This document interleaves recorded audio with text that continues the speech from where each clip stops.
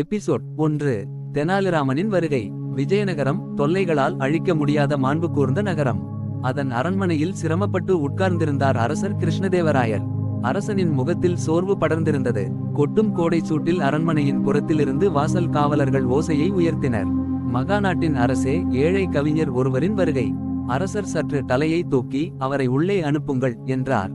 அடுத்த நொடியில் கலவையான ஆடைகளை அணிந்த ஒரு மனிதர் களமிறங்கியபடி உள்ளே நுழைந்தார்.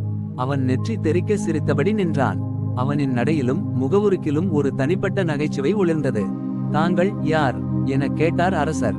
நான் தெனாலி ராமலிங்கம், தெனாலி கிராமத்திலிருந்து வருகிறவன். கவிஞனாகவும் நகைச்சுவை நிபுணராகவும் இருக்கிறேன். தங்கள் அரண்மனைக்கு என் நகைச்சுவை ஏற்றுதானா என்பதை சொல்ல வருகிறேன். அரசர் சிரித்தார். நீங்கள் உங்கள் நகைச்சுவை நுண்ணறிவால் என்னை கவர முடிந்தால் உங்கள் வாழ்வை மாற்றி விடுவேன். முதல் சவால், தெனாலிராமனின் நுண்ணறிவு. அரசன் தெனாலிராமனை பார்த்து சவாலை வழங்கினார். இங்கே ஒரு பொருள் உள்ளது என்று அரசர் ஒரு பொன் பாத்திரத்தை பிடித்து அவருக்கு காட்டினார்.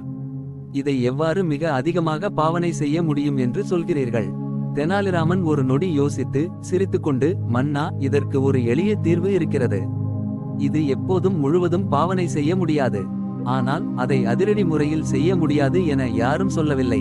அவரின் சிரிப்பின் பின் ஒரு தந்திரமான செயல். அவர் அந்த பாத்திரத்தை தூக்கி சில்லறை நாணயங்களை அதில் கொட்டினார்.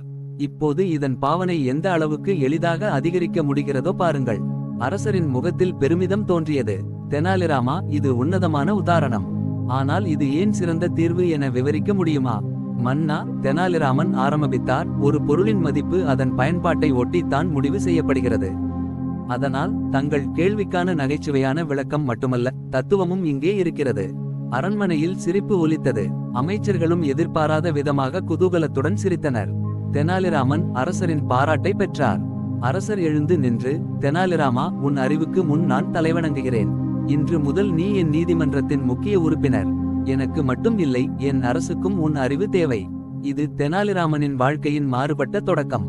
வெறும் நடுத்தர கவிஞராக இருந்த தெனாலிராமன் விஜயநகரத்தின் அரசவையில் உயர்ந்த இடத்தை பிடித்தார். அதன் பிறகு தெனாலிராமன் தனது நகைச்சுவை நுண்ணறிவால் மட்டுமல்ல, தன்னுடைய மனிதநேயத்தாலும் மன்னரின் நம்பிக்கையை வென்றார்.